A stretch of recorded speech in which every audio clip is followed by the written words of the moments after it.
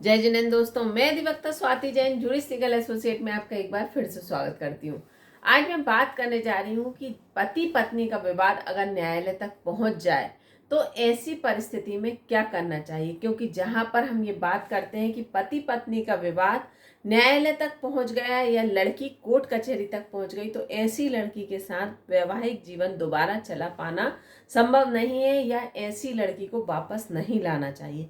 तो यहाँ पर ऐसी लड़की का मीनिंग मुझे थोड़ा गलत लगता है, लेकिन मैं यहाँ पर आपसे ये कहूँगी कि अगर पारिवारिक विवाद हो रहा है तो प्रयास यहाँ पर ये करना चाहिए कि आप वो विवाद न्यायालय तक पहुँचने ही ना दें। जब विवाद न्यायालय तक पहुँच जाए तो उसमें आपके एफर्ट्स, अपने प्रयास कुछ अलग होना चाहिए।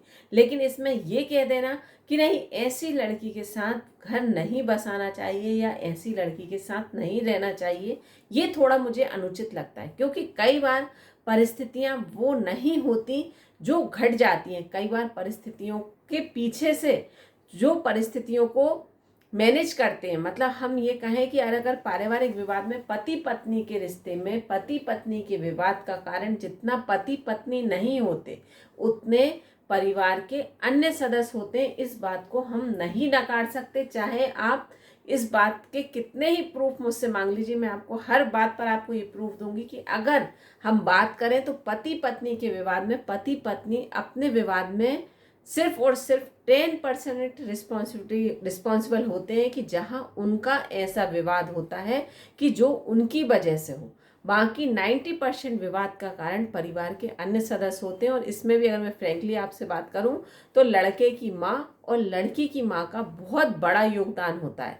आप मैं इस बात को अपने इस वीडियो के माध्यम से आपसे पूरा करने की कोशिश करूंगी। और फिर भी आपके मन में कोई डाउट आए या मैं आपको गलत लगूं तो आप मुझे कमेंट बॉक्स में कमेंट कर जरूर बताइएगा।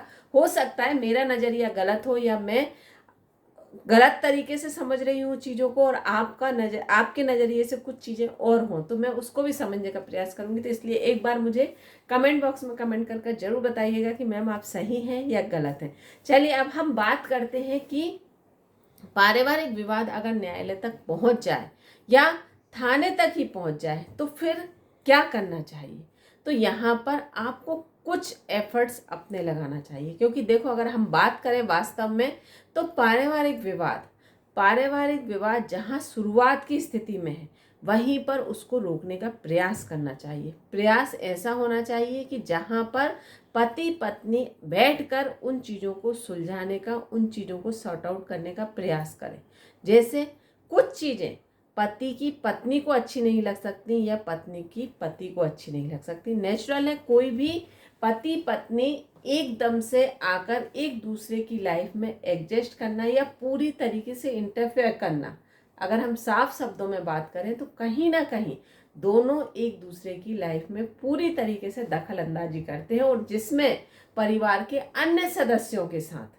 तो यहाँ पर कहीं ना कहीं वो चीज़ें तालमेल बैठाने में नेचुरल है समय लगेगा।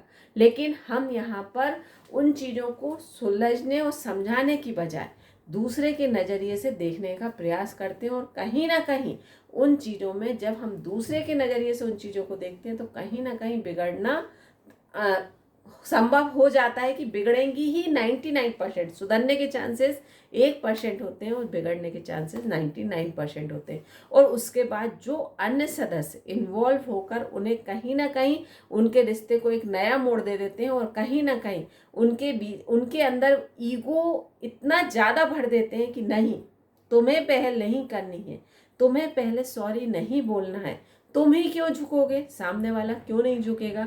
मतलब वहाँ पर वो रिश्ता ना रहकर एक दूसरे की ईगो की लड़ाई बन जाता है और कहीं ना कहीं वो विवाद जितना होता नहीं है, वो विवाद उस विवाद का दूसरा रूप लेकर न्यायालय तक पहुँच जाता है।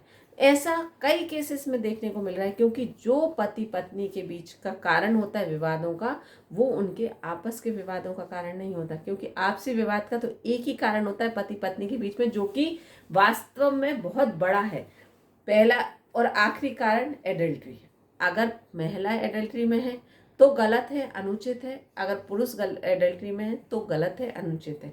नहीं तो उन दोनों के बीच में अगर थोड़ा सा उन्हें स्पेस देकर चला जाए तो कहीं ना कहीं वो अपने रिश्ते को संभाल सकते हैं। लेकिन जहाँ पर पत्नी की माँ अपनी भूमिका अदा करती है, पति की माँ अपनी भूमिका अदा करती है, या जो ऐसे लोग कि हमने तो ऐसा नहीं किया, आज ये तो ऐसा करते हैं या ये तो ऐसा करती हैं, या जो बात बात में उनकी पर्सनल लाइफ में इंटरफेयर करते हैं, या ये कहते हैं कि नहीं ये तो गलत है, ऐसा नहीं होना चाहिए था, अच्छा तुमने ऐसा किया, सामने वाले ने ऐसा किया, तो ये कहीं ना कहीं उनके रिश्ते को एक अलग ही रुख देकर चली जाती हैं ये बातें।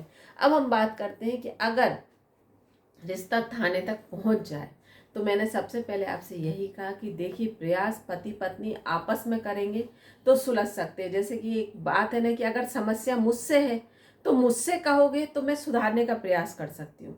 अगर समस्या मुझसे है और आप दूसरे से कहोगे तो मुझे तो पता ही नहीं कि आपको मुझसे समस्या क्या है, तो मैं उसको सुलझाने का प्रयास कैसे करूँगी। जैसे मैंने आपसे वीडियो के सबसे पहले ही आपसे ये बात कहना शुरू करी कि अगर मैंने ये अपने नज़रिए से वीडियो बनाया है जो मैंने काउंसलिंग के दौरान पति पत्नी के विवाद के कारण देखे हैं, अब मैंने अपना नज़रिया दिया है। अगर आपको कहीं कुछ लगता है कि नहीं मैडम आप यहाँ पर गलत हैं, तो आप मुझे ज़रूर बताइएगा, तो मैं उसको आपके नज़रिए से सोचने का प्रयास करूँगी।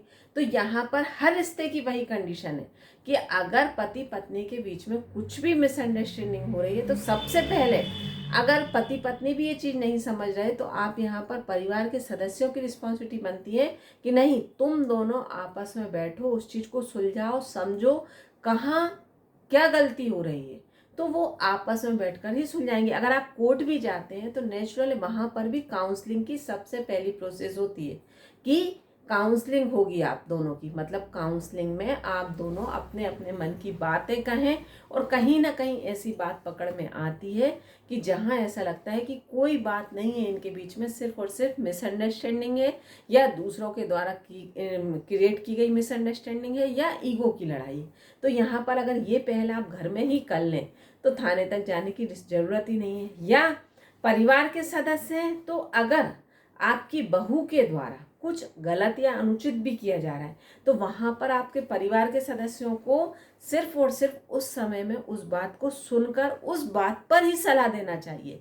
लेकिन मैं यहाँ पर कहते हुए दुख होगा या गलत लगेगी, लेकिन पति के माता पिता मतलब लड़के के माता पिता उस समय उस परिस्थिति को सुधारने की बजाय अपने अंदर का ईगो लेकर खड़े होते हैं कि नहीं, मेरा बेटा है तो गलत नहीं हो सकता, मेरी बहू है इसलिए गलत ही होगी। तो यहाँ पर अगर आप उस समय में उस रिश्ते को सुधारना चाहते हैं, तो आपका सबसे पहला मोटिव ये होना चाहिए कि परिस्थितियों के अनुसार आपको जजमेंट देना चाहिए, या उस समय को संभालते हुए थोड़ी सी चीज़ों को इग्नोर करते हुए उस समय सुनने या समझने की कैपेसिटी में आ जाए वो रिश्ता।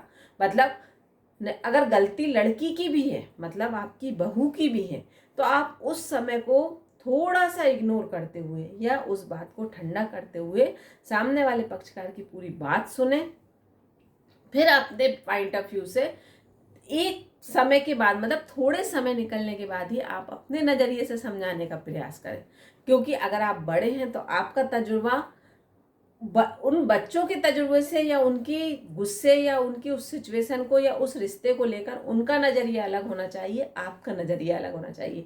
लेकिन कहते हुए बहुत दुख लगता है कि माता पिता उस समय में उस रिश्ते को संभालने की बजाय अपने ईगो की लड़ाई को और लेकर खड़े हो जाते हैं, और जो रिश्ता जहाँ बिगड़ने की संभलने की कगार पे होता है वो और बिगड़ जाता है कि पता चलता है कि पति पत्नी के बीच में लड़ाई तो कुछ और थी, वो वहीं रुक गई, और अब ईगो की लड़ाई आ गई कि तुमने मेरे माता पिता से ऐसा बोला या तुम्हारे माता पिता मुझसे ऐसा बोल रहे हैं। 101% कह रही हूँ मैं, ये बात गलत निकले तो मुझे बताना जरूर, क्योंकि यहाँ पर बहुत बड़ी समस्या है। और ये ही चीज़ लड़की के माता पिता भी कर जाते हैं, वो वहाँ पर ये नहीं सोचते कि चलो इन दोनों के बीच में अगर कुछ भी ऐसा मिसअंडरस्टैंडिंग हो रही है तो हम अभी उस चीज़ को अवॉइड कर दें, फिर हम बाद में ठंडे दिमाग से बात करेंगे। लेकिन नहीं, वो उस समय में उस बात पर और ज़्यादा तूल दे देते हैं कि नहीं ऐसा नहीं होना चाहिए, या हमारी लड़की ऐसा नहीं करेगी, या आपने ऐसा हमारी लड़की से कहा तो कैसे कहा। जबकि आप अपनी लड़की के विवाह के समय, आप कन्यादान करते समय ये कह कर आते हैं कि आज से हमारी बेटी आपकी हुई, अब हमारी बेटी की सारी जिम्मेदारियां आपकी हैं। लेकिन अगर वहाँ पर थोड़ी सी भी आवाज़ या थोड़ी सी भी ऊंच नीच होती है तो आपका पहला स्टेटमेंट ये होता है कि हमारी लड़की से आपने ऐसा क्या क्यों कहा।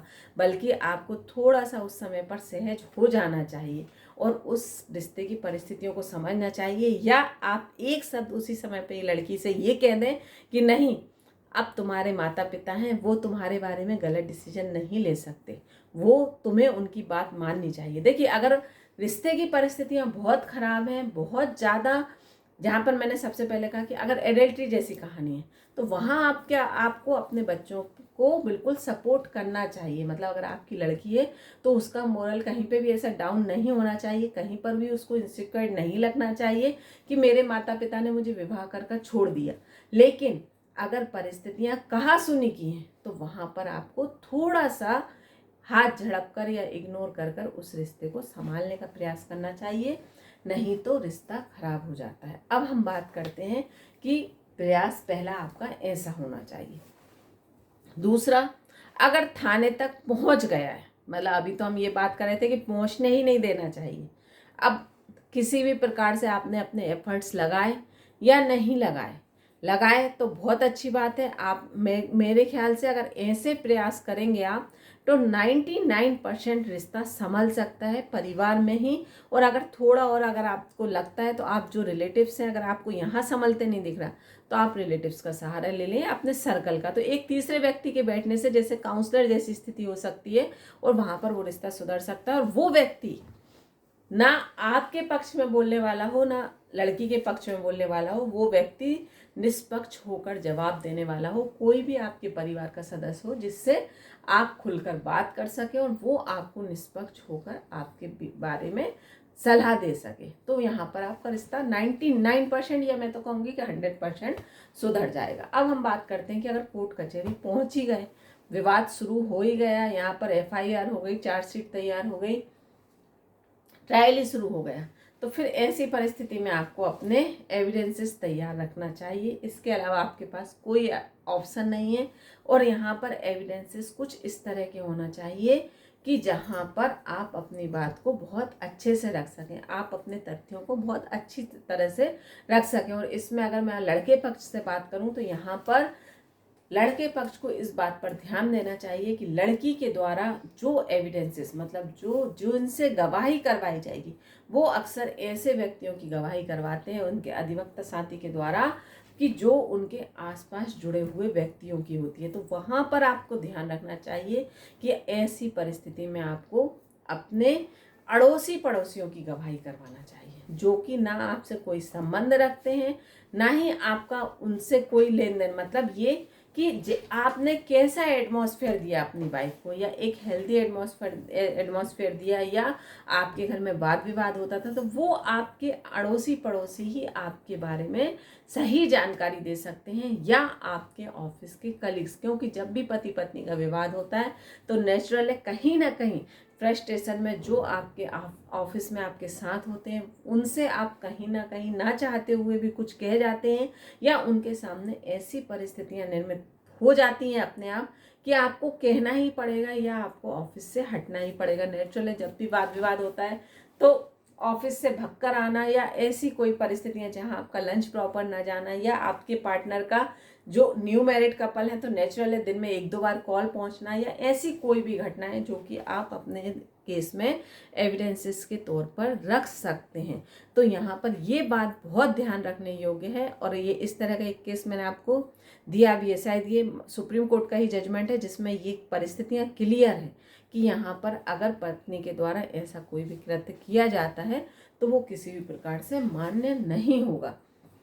और जहाँ पर पत्नी के द्वारा एविडेंसेस के तौर पर अपने मायके वालों की गवाही दिलवाई जाए या अपने से जुड़े रिश्तों की, तो यहाँ पर आप चाहें तो पुलिस वालों को भी खींच सकते हैं, क्योंकि उनने इन्वेस्टिगेशन के दौरान अड़ोसी पड़ोसियों से किसी भी प्रकार से कोई भी जांच पड़ताल करने का प्रयास नहीं किया। उन्होंने सिर्फ और सिर्फ ऐसे लोगों से जांच पड़ताल की जहां पर आपको वो इजीली उस चीज़ को कर पाए कि मतलब रिलेटिव्स वगैरह का सहारा ले गया। तो रिलेटिव्स तो नेचुरल है, मेरे रिलेटिव्स होंगे तो मेरी तरफ बोलेंगे, अगर आपके रिलेटिव्स हैं तो आपकी तरफ ही बोलेंगे, नेचुरल है। वो मेरे रिलेटिव्स होकर आपकी तरफ क्यों बोलने जाएंगे। तो ऐसे में आपको निष्पक्ष लोगों की गवाही करवाना चाहिए, जो अपने आप सही बयां करें या उनकी मजबूरी हो जाए सही बताना, क्योंकि उन्हें उसके आगे कुछ पता ही नहीं है, तो वो नेचुरल है कि सही बोल कर जाएंगे। तो यहाँ पर आपको इस चीज़ का सहारा लेना चाहिए। अब तीसरी बात आती है कि जब आप एविडेंसेस कुछ इस तरह से देंगे तो वो अपने आप को गलत साबित नहीं, मतलब आपको गलत और खुद को सही साबित नहीं कर पाएगी। और आखिरी ऑप्शन फिर होता है लड़की वालों के पास या लड़की के पास कि मुझसे गलती हो गई, मैंने तो सिर्फ जनरली अब पति को सबक मिल जाए या पति के द्वारा ऐसा कोई भी कार्य ना किया जाए, इसलिए मैंने ये सोचा कि एक केस कर दूंगी तो कहीं ना कहीं मेरे पति को सबक मिल जाएगा या ससुराल वालों को सबक मिल जाएगा। मुझे तलाक नहीं चाहिए था, या मैं तलाक नहीं लेना चाहती थी, या मुझसे गलती हो गई, मुझे ऐसा नहीं करना चाहिए था। मैं अपने वैवाहिक जीवन की स्थापना करना चाहती हूँ और मैं आपके साथ रहना चाहती हूँ, मैं अब समझौता करने के लिए तैयार हूँ। तो मैं यहाँ पर आपसे ये कहूँगी कि अगर केस की परिस्थितियाँ इतनी ज़्यादा बिगड़ गई हैं, जहाँ पर आपकी एक दो बार तारीखों पर सुनवाई हुई है, तारीखों पर भी उपस्थित हुए, वहाँ पर भी पत्नी के द्वारा गलत बातें कही गई आपके मतलब आपके लिए, या कुछ अनुचित व्यवहार किया गया, तो यहाँ पर फिर आपको समझौते के लिए किसी भी हाल में नहीं मानना चाहिए। समझौता करने से बिल्कुल इनकार कर देना चाहिए। अब बात आती है कि समझौता करने से इनकार करेंगे तो किस आधार पर करें, क्योंकि पार्टनर तो बिल्कुल न्यूट्रल है कि वो तो बिल्कुल तैयार है कि आपके साथ आकर रहने के लिए। तो भाई न्यूट्रल है, आपके साथ आकर रहने के लिए तैयार है, तो यहाँ पर अगर आपको भी 1% चांसेस लगते हैं कि मुझे उसके साथ रहना है, यहाँ पर दो परिस्थितियाँ निर्मित होंगी। फिर आप यहाँ पर ये सोच लीजिए, अगर आपको उसके साथ रहना है या नहीं रहना, और नहीं रहना तो फिर आपको यहाँ पर ये बात कहना चाहिए कि ये मेरे साथ मानसिक क्रूरता है, क्योंकि मैं इतने समय तक पत्नी की वजह से शारीरिक और मानसिक रूप से परेशान हो रहा हूँ, क्योंकि मैं एक सामाजिक स्तर पर अपनी प्रतिष्ठा लिए हुआ था और पत्नी के द्वारा इस तरह से मेरे ऊपर एलिगेशंस लगाए, तो कहीं ना कहीं मेरी प्रतिष्ठा का हनन हुआ है। तो यहाँ पर मैं तो बल्कि पत्नी से क्षतिपूर्ति की मांग करूँगा। तो यहाँ पर आप पत्नी के ऊपर मानहानि का केस भी कर सकते हैं, और यहाँ पर आप मानसिक क्रूरता के आधार पर तलाक की अपील लगा सकते हैं। अब बात आती है कि यहाँ आपको भी ऐसा लगता है कि पत्नी खुद नहीं चाहती थी पत्नी खुद नहीं चाहती थी, लेकिन पति के द्वारा उसके आसपास के एटमॉस्फेयर के कारण उसको मजबूर किया गया, प्रेशराइज किया गया, वो केस करने के लिए मजबूर हो गई, या मेरी पत्नी अच्छी है, कुछ परिस्थितियां ऐसी घटी जहां पर पत्नी के द्वारा ऐसा कृत्य कर दिया गया। तो अगर आपको ऐसा लगता है तो यहाँ पर फिर आपको ये बात रखना चाहिए कि पत्नी के द्वारा एक लिखित में स्टाम्प पेपर के ऊपर आप लिखित में ये इस तरह की कंडीशंस लिखें कि यहाँ पर अगर हमारे बीच में आगे विवाद हुआ तो क्या होगा, या पुराना जो विवाद था वो पत्नी के द्वारा खुद निर्मित किया गया था या किन किन परिस्थितियों में निर्मित किया गया था, और यहाँ पर पत्नी आपसे माफ़ी मांगे, आपके परिवार के सदस्यों से माफ़ी मांगे। माफ़ी मांगने का उद्देश्य ये नहीं होना चाहिए कि आप सामने वाले को नीचा दिखा रहे हैं, लेकिन भविष्य में अगर आपके वैवाहिक जीवन में कभी ऐसी परिस्थितियां निर्मित हों तो वो आपके लिए सेफ साइड हो। तो यहाँ पर आपको इस तरह की चीज़ें मेंशन कराकर एक लिखित में पत्नी के द्वारा एक लिखित में नोटिस जैसा लिखित में एक एप्लीकेशन लेकर आप अपने पास रख सकते हैं कि ऐसी ऐसी परिस्थितियां हमारे जीवन में निर्मित हुई थी और इन इन कारणों से हुई थी, लेकिन अब हम दोनों ही चाहते हैं कि आपसी सहमति से इन सारी चीज़ों को विड्रॉल करें और हम दोनों अपना वैवाहिक जीवन जिएं। ये हम दोनों का डिसीजन है, लेकिन भविष्य में ऐसी कोई घटना घटेगी तो उसके लिए हम जिम्मेदार नहीं होंगे, मतलब पत्नी स्वयं जिम्मेदार होगी।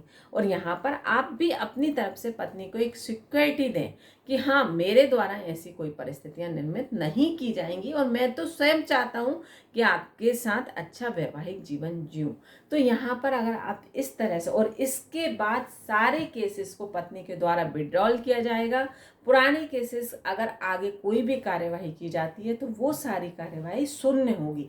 ये सारी चीज़ें मेंशन करके, मतलब आप जो भी आपके अनुभवी एडवोकेट हैं उनसे आप ये सारी चीज़ें ड्राफ्टिंग करा सकते हैं और उसके बाद पत्नी के हस्ताक्षर ले सकते हैं। आप हस्ताक्षर करेंगे, उसके बाद ही आप अपने वैवाहिक जीवन की स्थापना दोबारा से करें। नहीं तो अगर आप वहाँ पर भावुक होकर उन चीज़ों को वहीं पर छोड़कर अपने वैवाहिक जीवन में आगे बढ़ जाएंगे तो पता चला कि 2-4-6 माह बाद आपके साथ ऐसी कोई घटना फिर घटी कि आप कहीं के नहीं रहे।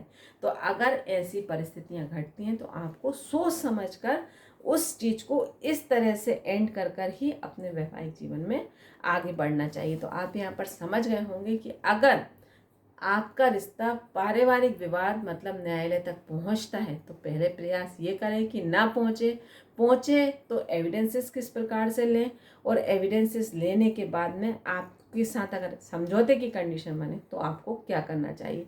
तो मैंने आपको सब नज़रियों से बताया, लेकिन ये सोच कि ऐसी एक लड़की के साथ को वापस नहीं लाना। देखो, गलती हर इंसान से होती है, गलती मानकर अगर इंसान जीवन में आगे बढ़ना चाहता है तो उसे रास्ता देना चाहिए, मौका देना चाहिए। अगर नहीं चाहता है तो उसका रास्ता वहीं खत्म करना चाहिए। लेकिन ये आपके बुद्धि पर डिपेंड करना चाहिए, ना कि किसी के कहे अनुसार करना चाहिए। क्योंकि मुझे ये लगता है कि गलती करना इंसान का स्वभाव है, लेकिन अगर गलती एक्सेप्ट कर ले व्यक्ति तो वो फिर बड़ा है, और अगर आप गलती को माफ़ करते हैं तो आप उससे ज़्यादा बड़े। क्योंकि परिस्थितियां ऐसी निर्मित होती हैं वैवाहिक जीवन में। मेरे ख्याल से कोई भी ऐसा व्यक्ति नहीं होगा कि जिसके विवाह के बाद वैवाहिक जीवन में कुछ समय तक कुछ उतार चढ़ाव ना आए हों, क्योंकि ये एक नेचुरल पार्ट होता है और ये हमारे कल्चर में शामिल है। क्योंकि यहाँ पर पति पत्नी को बहुत ज़्यादा सलाहकार मिलते हैं विवाह के कुछ समय तक। जब अब ये पति पत्नी की समझदारी होती है कि वो अपने वैवाहिक जीवन को किस प्रकार से मोड़ दें या किस प्रकार से अपने वैवाहिक जीवन को चलाएं।